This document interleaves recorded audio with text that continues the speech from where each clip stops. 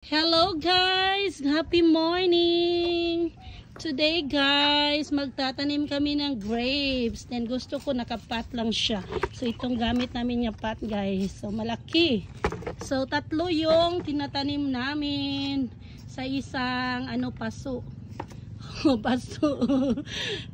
Kasi paso ng bisitira daw sabi ni ng Lina.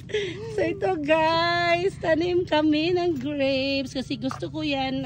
Pwede dalhin pang indoor. Di ba nang Lin? O di maganda yan. And then magbunga lang siya ng dito lang sa sa paso. Bisitira.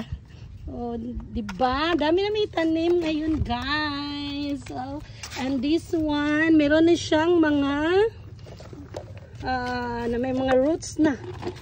Roots. Oh, diba? Wow! Pang Christmas na yan, guys. Marami pa dito, guys. So, then, lagay namin doon sa mga corner-corner. Lagyan natin ng stick, diba, Manang Lin?